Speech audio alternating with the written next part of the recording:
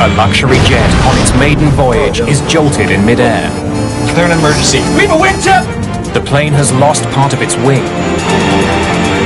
It became clear that we were in very, very big trouble.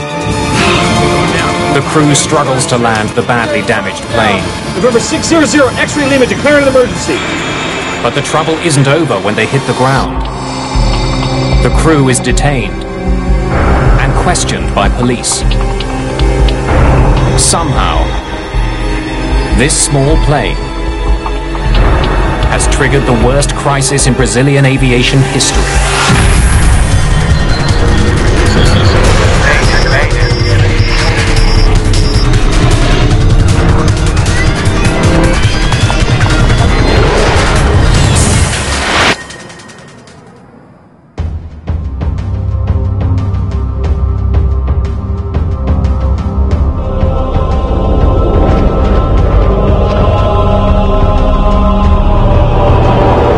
September the 29th, 2006, in São José dos Campos, Brazil. 3, 2, 1! It's a big day at Embraer headquarters. The Brazilian aviation firm has just sold a brand new private jet to XLR, a US charter company. The price tag, $25 million. It's a beautiful airplane, and there was a beautiful little ceremony that Embraer had in the hangar just before we got on the plane. And the guys from XLR were particularly proud. The Legacy is a modified regional jet. The cabin redesigned for comfort. It can seat up to 13 people. And in its first 4 years of service, Embraer has delivered almost 100 of these sleek business jets. XLR will use the jet to fly customers around the world. But first, the company has to get the plane up to the United States. Joseph Lepore and Jan Palladino will be at the controls for the jet's maiden voyage.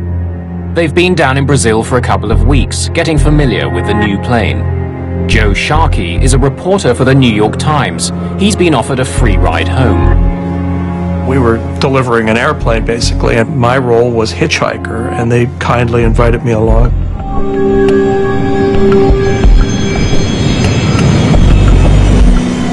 The Legacy jet is heading to Manaus in northern Brazil, a stopover on its way to New York. Half an hour after takeoff, the Legacy is flying over the heart of Brazil. The countryside stretches out below. The view out of the window is spectacular. I glanced out and I was amazed. Just to the horizon, nothing but treetops. And I just remember how pretty it seemed. At 10 minutes to 4 in the afternoon, the Legacy jet makes contact with controllers at the Brasilia Area Control Center, still nearly 100 kilometers away. Brasilia, November 600 X-ray Lima, flight level 370, good afternoon. CA Delta 229, range altitude 3952, range altitude 329. Yes, Roger. 75% of the country's air traffic is handled by the controllers in this room. The traffic volume is larger than in any other control center in the country. One of the many planes they'll be dealing with today is the Legacy jet. Every flight that's handled by Brasilia ACC appears on computer screens as a small circle moving in the direction of the plane. The computer also displays the plane's actual and planned altitudes. November 600 X-ray Lima. Stop again. Roger. Palladino sends out a signal. Controllers use it to confirm that the data on their screen is coming from the plane they think it is. Radar surveillance.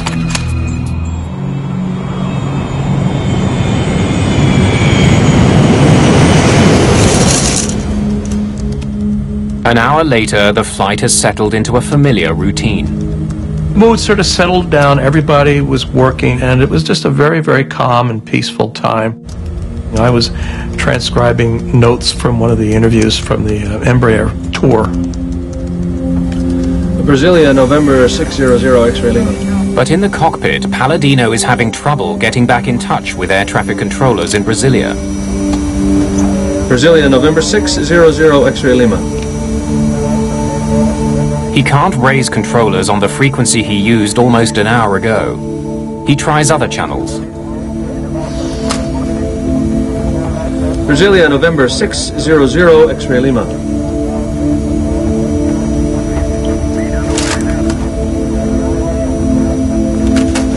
Brasilia, November 600 X-ray Lima.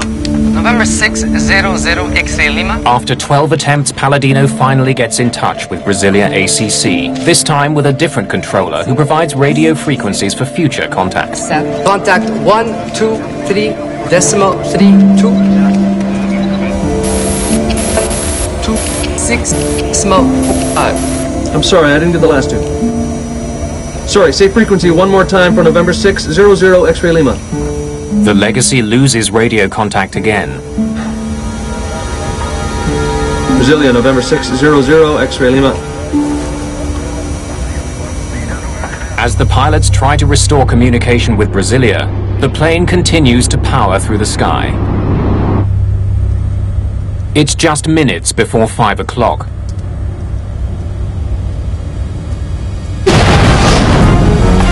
Suddenly there was the loudest bang I've ever heard in my life. The concussion itself seemed to affect every atom in my body. What the hell is that? Just fly the airplane, dude. They're in emergency. Sit down back there. No one's sure what's happened to the jet. But when Joe Sharkey looks out of the window, he's stunned by what he sees. The end of the wing was chopped off and it was serrated. It looked like it had been chewed off. It became clear that we were in very, very big trouble. XLR Vice President Ralph McHaley rushes to the window for a look at the damage. I said to Ralph, "How bad is it?" And he looked at me and he said, "It's bad."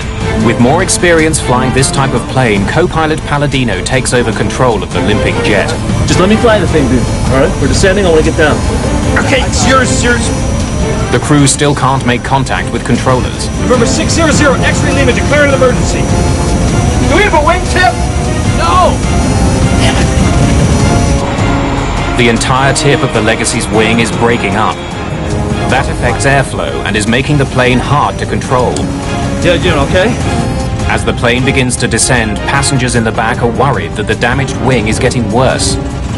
Our main concern was that wing, but it had taken such a hit that the structural integrity of the wing was obviously in question. The leading edge was separating. With so much damage to the wing, the pilots can't turn sharply. Too much stress could rip the wing right off. We were in a position where we realized we were going to die.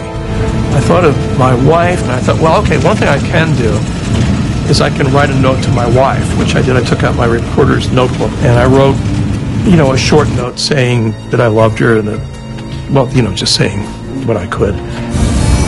The Amazon is a bad place to have to land a plane. It's a dense jungle for as far as the eye can see. There's nothing down there but trees. And I thought, where are they going to put this airplane down? Just hours into its maiden voyage, the badly damaged jet is going down. Palladino and Lepore's flying will soon be analyzed and debated throughout Brazil. The verdict against them will be harsh. Please answer, November 600 X-ray Lima. The crew of the Legacy jet searches desperately for a place to land their crippled plane. Captain Joseph Lepore finds a small military base on his chart. November 600 X-ray Lima, we have an emergency. State your emergency. November 600 X-ray Lima, declaring an emergency. We need to land at Sierra Bravo Charlie Charlie. Is that your airport? Affirmative. Finding an airport was a stroke of luck, but the crew's troubles are far from over. Now they have to get the damaged jet safely on the ground. Palladino and Lepore can't configure their plane for a routine landing. Hold it, let's dump the flaps at the top of the flare, right? So give me 9 on the flare. 9. Extending flaps increases the size of the wing. Since a bigger wing can generate more lift, pilots can slow down to land. Good? Yeah, I'm good. With all the damage they've sustained, the crew doesn't want to put too much pressure on their wing. They won't be able to extend their flaps until the last moment. They'll have to land faster than usual. Everyone sit down back there. I see these trees now, at ground level. Just sort of, it looked almost like a movie with one of those moving backgrounds. And I'm thinking, I hope this runway doesn't run out. Yeah. Palladino hits the brakes hard. Good. Good. You got it. Hold it. Then finally the plane begins to slow.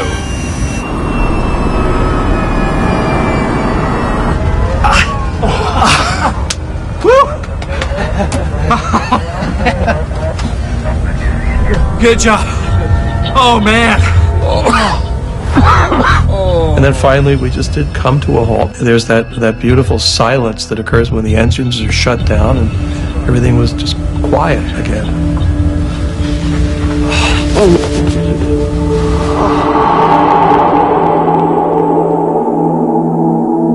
For more than 25 minutes, the business jet had flown with part of its wing torn off.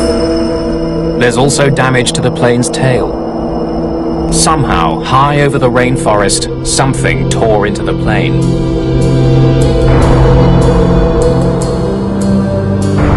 The bizarre day takes another strange twist.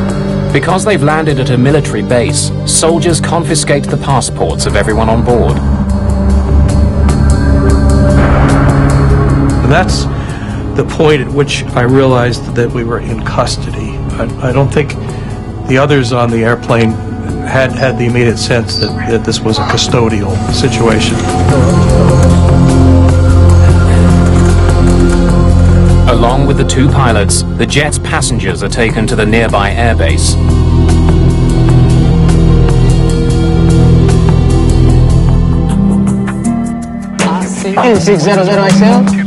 Range altitude 3200. The emergency on board the Legacy jet has thrown Brasilia ACC into turmoil. But it's not the only problem controllers there are facing. Takeoff. Another plane they're expecting to see hasn't shown up. Goal Flight 1907 should be on radar in Brasilia. The missing flight is a Boeing 737 with 154 people on board. It's been in the air for 2 hours and should be nearing Brasilia. But controllers there can't find any trace of that plane. Manaus, there isn't any goal. There isn't any goal with us here. It's on its way. They check its status with controllers in Manaus, who were last in contact with the plane. Anxiety was high, and controllers were confused about what to say. They didn't know what was happening.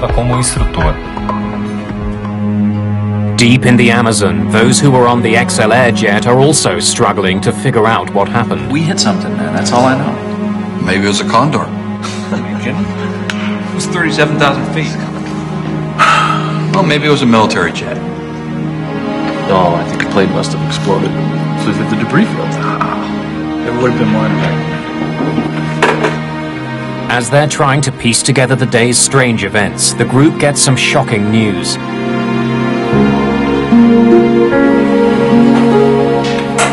A Gol flight has crashed.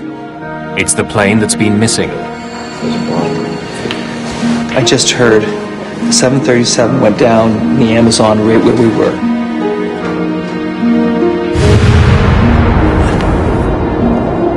It was like a thunderclap. The world changed immediately. And Joe and Jan were just stricken. I don't think I've ever seen two more anguished men in my life. The Gol flight crashed right where the Legacy lost a piece of its wing. It can't be a coincidence.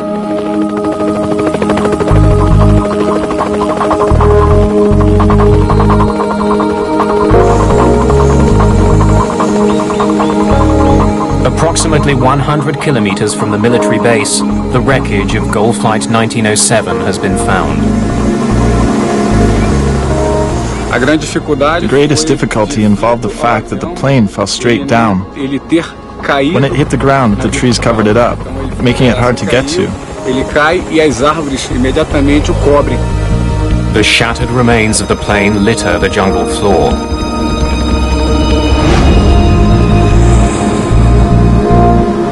The news hits controllers in Brasilia extremely hard. They had just realized that the worst thing that could happen in their control happened. People were crying. A lot of people had to be dragged out of the room. Things were not under control in the room. Over the next several days, troops pour over the scene of the Goal crash. The dense jungle slows their progress. A makeshift helicopter landing pad is carved out of the jungle. It's becoming increasingly clear that no one has survived. 154 people are killed. At the time, it's the worst crash in the history of Brazilian aviation. What had happened in the skies above the Amazon? Investigators face a mammoth job.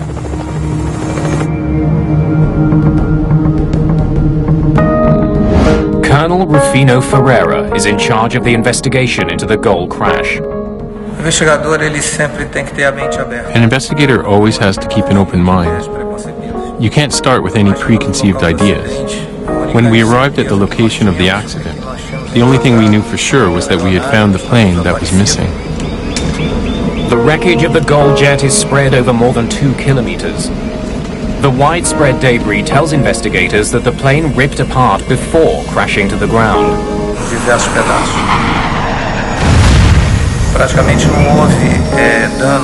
There was practically no damage caused by the impact with the ground. The plane had already fallen apart.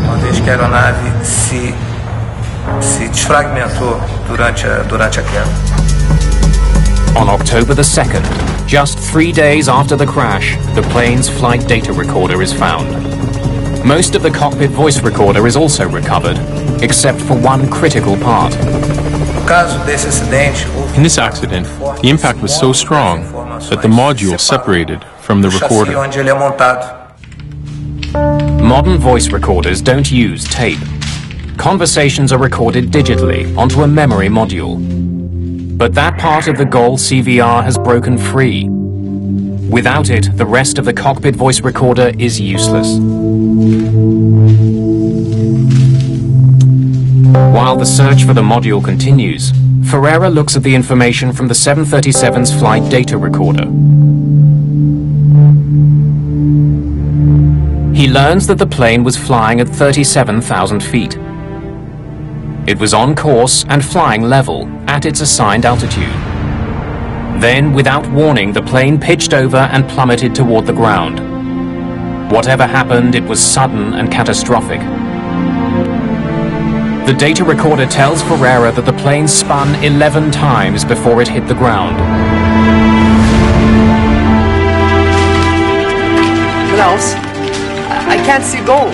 There isn't any Goal with us here. It's on its way. So it's already in my area? For over half an hour. Police investigators want to know what air traffic controllers can tell them about Goal Flight 1907's final minutes. There was no mayday. In fact, we never had contact with the Goal jet. Controllers say there was no warning that the jet was in trouble. It simply vanished. Colonel Ferreira studies air traffic control data from the day of the accident. There is no sign of the Goal flight. But the readings from the smaller Legacy jet capture his attention. It seems to be flying erratically. Instead of keeping to a single altitude, the radar shows it flying up and down dangerously.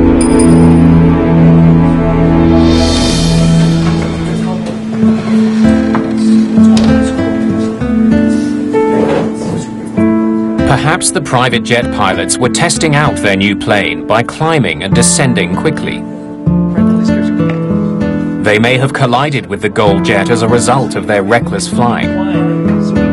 When that information leaks out to the country's newspapers, it makes front-page news. The population thought it was unjust that a smaller aircraft was able to make an emergency landing while the larger aircraft with 154 people just fell into the Amazon and everyone died. Neither Lepore nor Palladino are officially charged, but they are confined to a hotel room in Brazil while the investigation continues.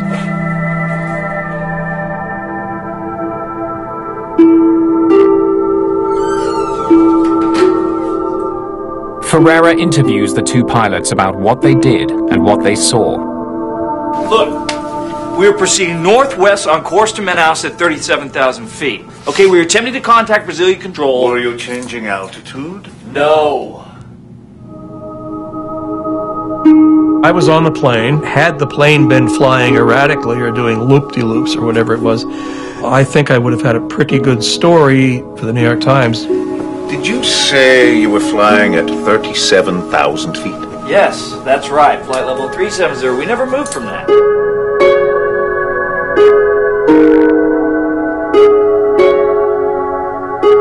When he reviews the information from the Legacy's flight data recorder, Ferreira confirms the pilot's story. Although the ground radar shows the Legacy flying wildly, the data from the plane shows that it didn't change altitude at all.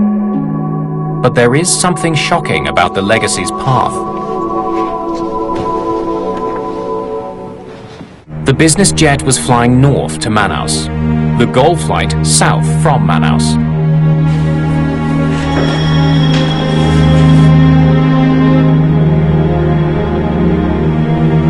Ferreira can see that both planes were flying at the same altitude, 37,000 feet. He makes a horrifying discovery. For some reason, the two planes were on a collision course. Air traffic is typically routed along specific corridors through the sky, essentially highways in the air. But planes traveling in opposite directions are supposed to be separated by at least 1,000 feet. The airway system, for instance, between Brasilia and Manaus is very simple. It makes airplanes fly northbound, maintaining even levels, and airplanes flying southbound, maintaining odd levels. But somehow, the Legacy jet and the Gol 737 were traveling down the same aerial highway, in opposite directions. For long minutes, they were heading straight for each other. It seems more and more likely that the two planes collided.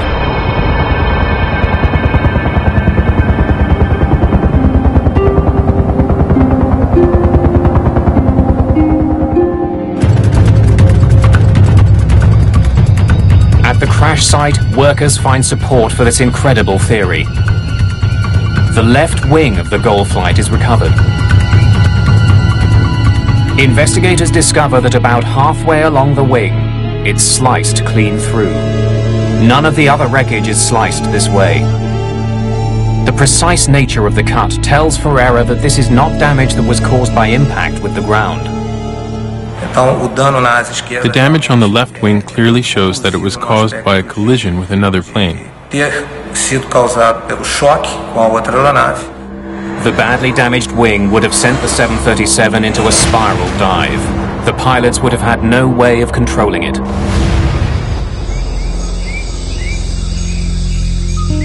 The sudden spiral motion would have pulled the plane apart. It's the reason the wreckage is spread over such a wide area. Ferreira finds the most conclusive evidence of a collision on the Legacy's damaged wing.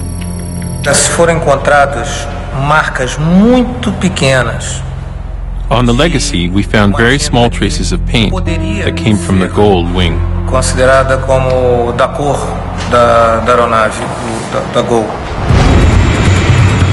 Together, the planes had a combined speed of 1,600 kilometers an hour. At that speed, the wingtip of the small jet easily sliced through the 737. Colonel Ferreira now understands what caused the Gol jet to crash, but he doesn't know why. How had the two jets ended up in the exact same airspace without anybody noticing?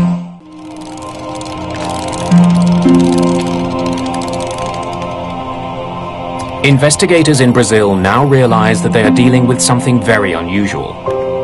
A mid-air collision is a very rare event in aviation, and it should not have happened with two very modern new aircrafts. The situation becomes more complicated when investigators study a critical document, the Legacy's flight plan. Flight plans are filed by using a standard form which is the same all over the world. The form will contain the flight number as well as requested flight level or altitude. According to this document, when it collided with the goal flight, the executive jet wasn't expected to be at 37,000 feet. The Legacy's flight plan called for the jet to fly at 37,000 feet only until it reached Brasilia, then descend to 36,000. But the collision took place 850 kilometers northwest of Brasilia, well past the point where the Legacy was supposed to descend. So why hadn't the Legacy followed its flight plan? The flight plan calls for you to descend to 360 at Brasilia. Why didn't you? We weren't told to. Before we took off, we were cleared for 370 all the way to Manaus. That's what we did, sir. I don't know where you're getting the information from. Yeah, we followed the rules. We were not told to descend, and we did not descend.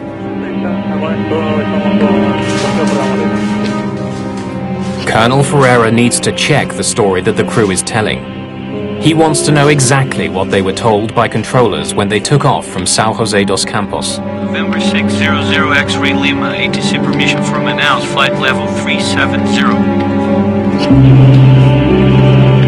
The Legacy's last instruction was to fly all the way to Manaus at 37,000 feet. The pilots obeyed that instruction even though it differed from their flight plan. Air traffic control always can deviate from the flight plan because they have best knowledge of the actual traffic situation. Leaving Manaus, the Gold Jet was also cleared to fly at 37,000 feet. Both planes were assigned the same altitude by controllers at opposite ends of the country. Once we were certain that both planes were flying at the same altitude, we knew for sure there would be a lot to investigate on the side of air traffic control. Ferreira turns his attention to conversations between controllers in Brasilia and the Legacy jet. The cockpit voice recorder from the Legacy gives investigators a remarkably detailed look into what happened on the private jet. The brand new Legacy jet has a state-of-the-art recorder that captures 2 hours of conversation. The CVR was probably the most important component in the investigation. November 600 X-ray. At 10 minutes to 4, the crew is told to change radio frequencies and get in touch with the controller monitoring their flight. Change frequency to 125050. Decimal 1, I'm sorry, 12505, good day. Good day. At this point, the Legacy jet is approaching Brasilia, but the crew never receives any instructions regarding their altitude. Brasilia, November 600 X-ray Lima, level 370, good afternoon. November 600 X-ray Lima. When the Legacy overflew Brasilia at flight level 370, according to the flight plan, it should have been descending to 360, but air traffic controllers simply forgot to give the order to the Legacy to descend to 360. The pilots would have assumed they were meant to stay at 370, 37,000 feet. No airplane should ever change altitudes without receiving instructions from air traffic control. To discover why controllers didn't give that crucial instruction, Colonel Ferreira takes a closer look at the technology used to monitor the traffic over Brazil. So, can you call up the Legacy jet screen for me? Na tela radar, nós recebemos a informação. On the radar screen, we see the altitude, speed, and the transponder information of each plane. Nós chamamos que é o código transponder da aeronave para a identificação de cada aeronave. Each flight has an individual code assigned to it that helps controllers track it. Underneath that, there are 2 separate numbers.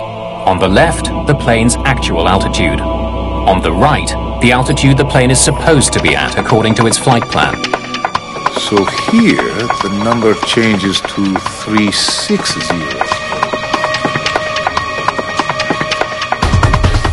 As the Legacy jet passed over Brasilia, the number on the right, the planned altitude, changed. The computerized system automatically updated it.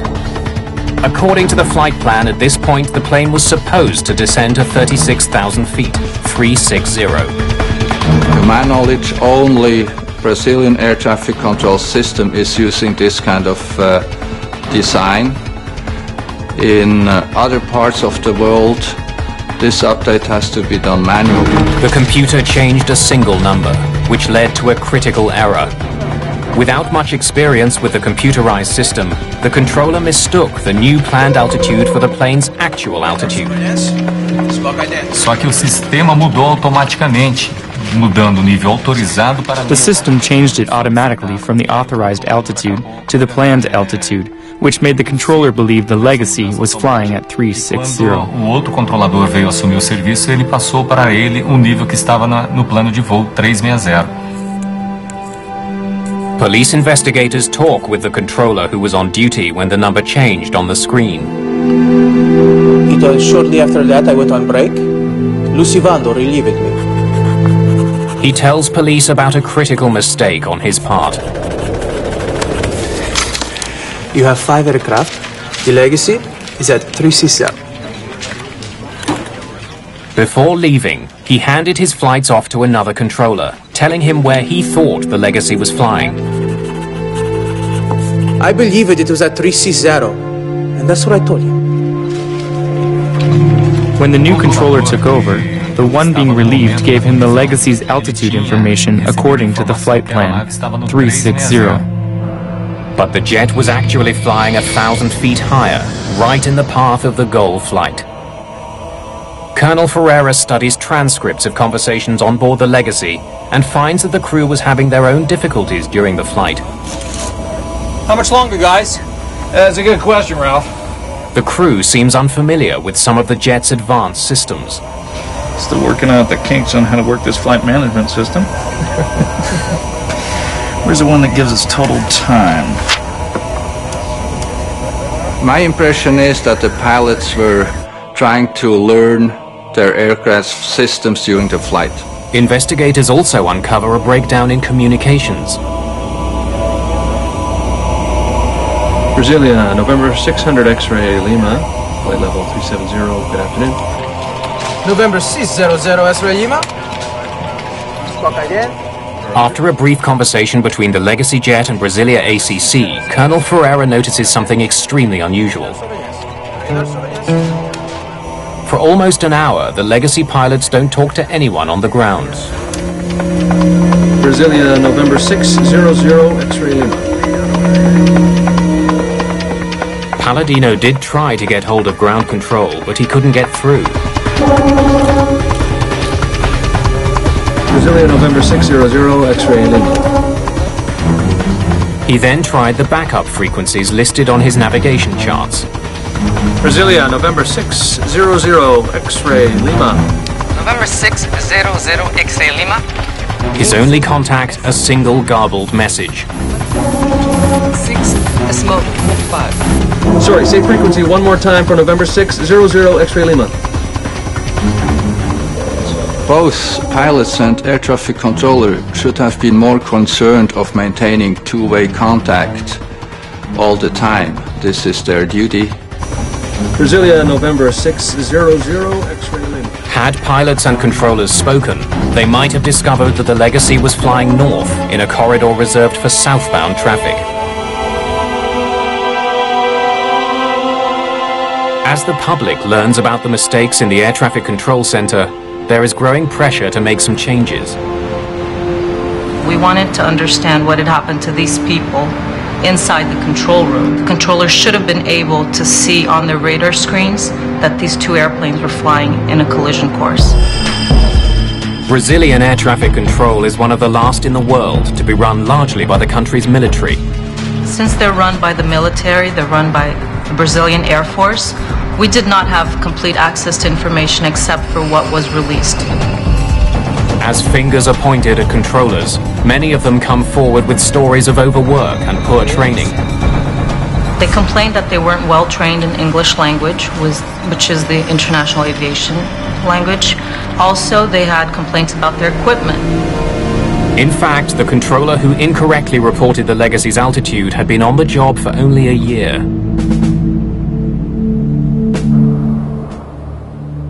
A valuable piece of the puzzle is still missing. Investigators still don't know what happened during the final minutes of the goal flight.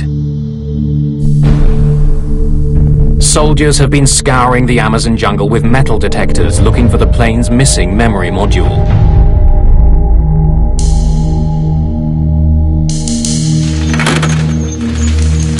Almost a month after the crash, they find it.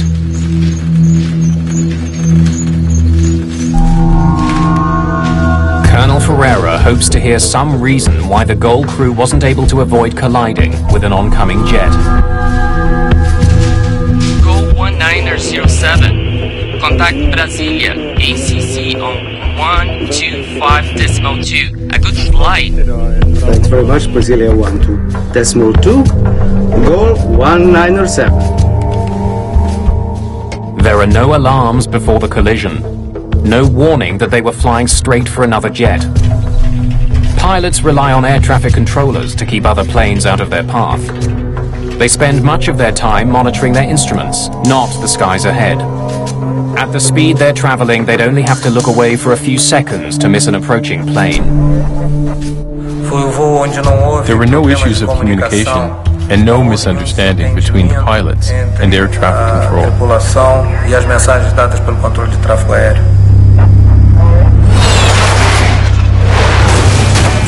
Keep calm! They had no idea what had just happened to their plane and fought until the end to regain control.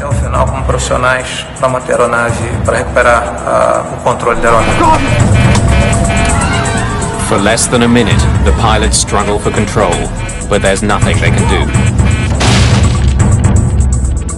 But why were there no warnings? Both planes were equipped with a safety feature designed to prevent exactly this type of accident. Ferreira now needs to know why that system failed. Earlier in the investigation, strange radar images suggested that the Legacy pilots were flying wildly over the Amazon. Now those suspicions have vanished, but Ferreira revisits the fluctuating radar data to understand why neither plane knew the other was coming. You see, the altitude is very significant. To try to understand this last piece of the puzzle, Colonel Ferreira returns to the radar display that air traffic controllers saw the day of the crash. Instead of displaying just the expected altitude and the actual altitude, the letter Z appears between them. The Z on the air traffic controller screens indicates that the airplane he's looking at has lost its transponder. Modern commercial aircraft are equipped with transponders. Like small radio stations, they broadcast information on the plane's altitude and flight number. This information is received by computers on the ground and instantly displayed on the screens of air traffic controllers. In Brasilia, if the transponder fails, so-called primary radar takes over automatically. Signals are sent out from the ground that hit the target and return. Those readings are wildly inaccurate. The inaccuracy of the radar tracking the Legacy jet explains why its altitude appeared to be rising and falling. Investigators discover that the transponder wasn't sending out signals for more than 50 minutes before the crash. But controllers didn't notify the pilots. That may be because they didn't notice the subtle change. There's an even more critical role played by the transponder. It doesn't just beam information to controllers on the ground, but to other planes as well. All commercial aircraft are equipped with a warning system called TCAS, the Traffic Collision Avoidance System. TCAS picks up a signal from an oncoming plane's transponder and issues a warning if it's too close. If either plane's transponder is off, the system won't work. What the hell is that?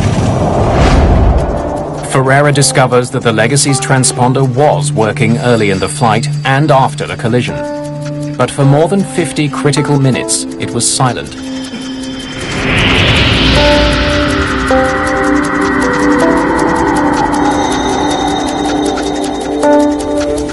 How had a state-of-the-art jet, just off the factory floor, developed problems with its transponder?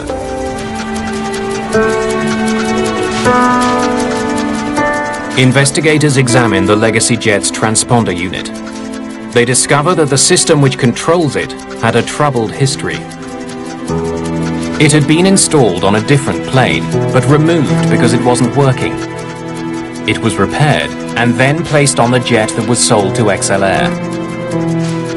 Investigators have the system tested, But even with its suspicious past, after the crash they can find no obvious problems with the plane's transponder.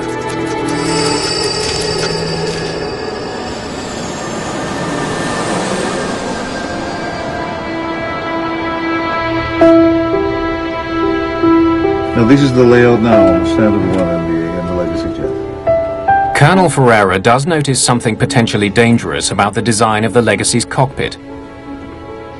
If a pilot uses the built-in footrest during flight, his toes can come in contact with the buttons on the transponder. Here, show me what it looks like in standby mode.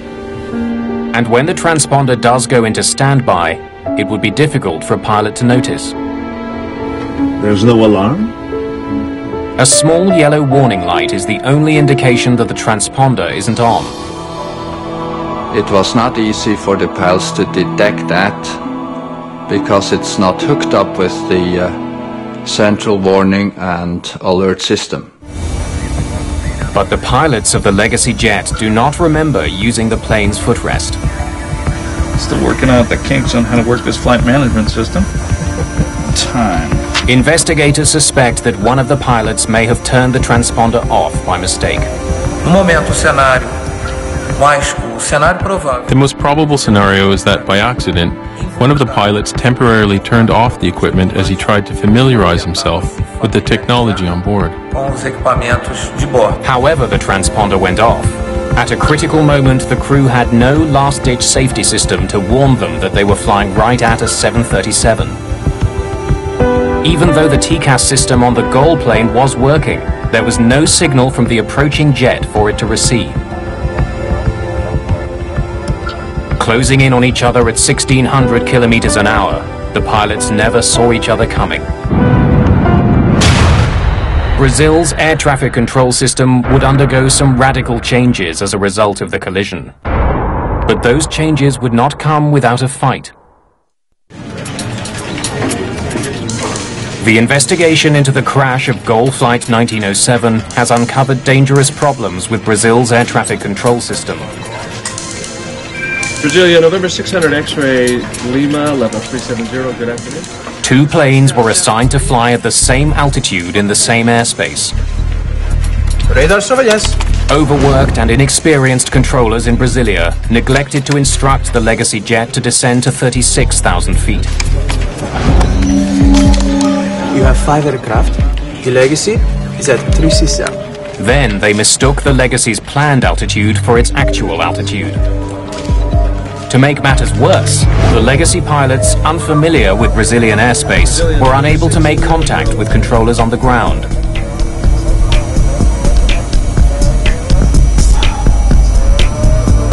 And somehow the transponder, which broadcasts their location in the sky, went silent, which controllers in Brasilia failed to notice.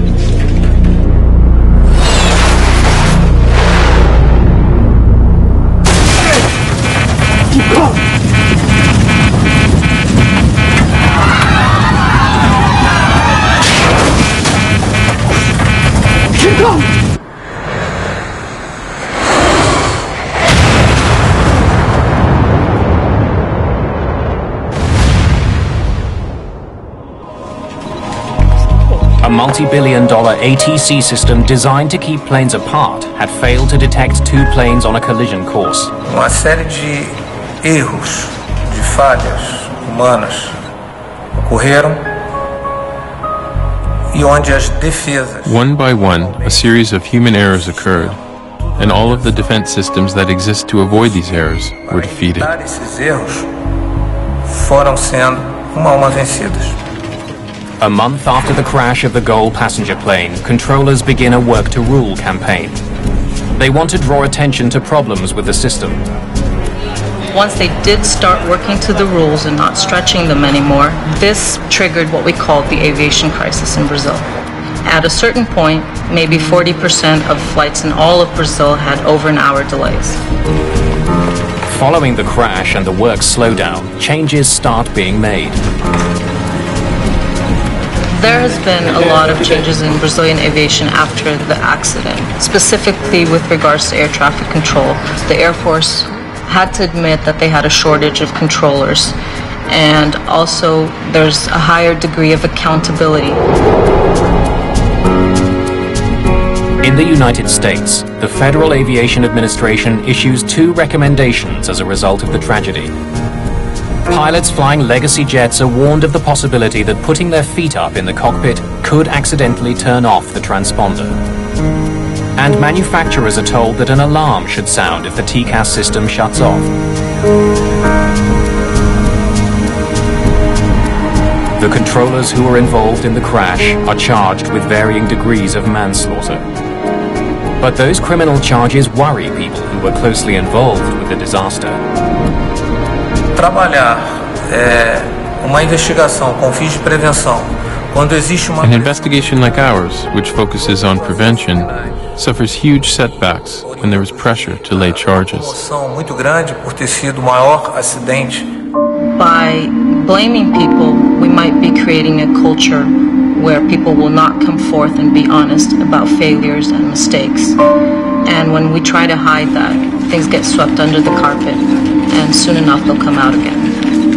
Nenhum controlador sai de casa hoje. No controller leaves his home in the morning thinking he's going to crash a plane. And so the criminalization only interferes with investigations that can prevent further accidents. Pode vir a evitar novos acidentes. More than 2 months after the crash, the crew of the legacy jet is finally allowed to return to the United States. Joe and Jan barely got out of the country. There was an attempt to hold them under what I thought was a cobbled together initial criminal charge of, quote, failing to ensure the safety of Brazilian skies. While we are all grateful for the safe return of Joe and Jan and everyone aboard the Legacy, we are all saddened by this tragedy which took many innocent lives. More than a year after the accident, the legacy jet that survived a mid-air collision was still at the airfield in the Amazon. Its maiden voyage cut short by a tragic series of technological and human errors.